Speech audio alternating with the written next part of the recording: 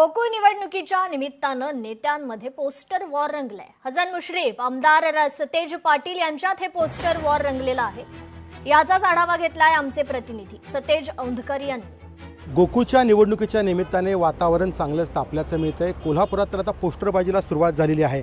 आपण पाहतोय हे पोस्टर खरं तर हसन मुश्रीफ यांनी लावले गेल्या 5 वर्षाचा विश्वास, म्हशीच्या दुधाला प्रति लिटर 14 रुपये तर गायीच्या दुधाला प्रति लिटर 10 रुपये दरवाढ दिली। त्यामुळं शेतकरी हितासाठी कटिबद्ध आणि समृद्ध गोकुळचा निर्धार अशा आशयाचं पोस्टर या ठिकाणी लावलेलं आहे। तर दुसरीकडे त्याच पोस्टरच्या समोरच्या बाजूला सतेज पाटलांनी देखील पोस्टरबाजी या ठिकाणी केल्याचं आपल्याला पाहायला मिळतंय। गोकुळच्या या सगळ्या निवडणुकीच्या निमित्तानं आम्हीही दरवाढ केलेली आहे असं म्हणत गेल्या 5 वर्षामध्ये गायीच्या दुधाला 14 रुपये आणि गायीच्या दुधाला 10 रुपये आणि म्हशीच्या दुधाला 14 रुपये अशी ही वाढ केल्याचं आपल्याला पाहायला मिळतंय। आणि या सगळ्या पोस्टरमधून एकमेकांच्या समोर पोस्टर लावत या ठिकाणी पोस्टर वॉर आता रंगताना आपल्याला पाहायला मिळतंय।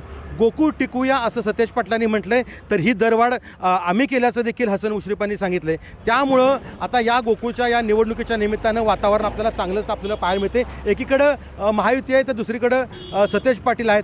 त्यामुळं सतेज पाटलांच्या सोबत समविचारी आघाडी कोण कोण जाते हे देखील पाहणं महत्त्वाचं ठरणार आहे। मात्र एकूण पाहिलं तर या सगळ्या निवडणुकीच्या निमित्तानं आता वातावरण चांगलंच तापलेलं आहे। पोस्टर बाजी जी आहे ते होताना आपल्याला या ठिकाणी पाहायला मिळते।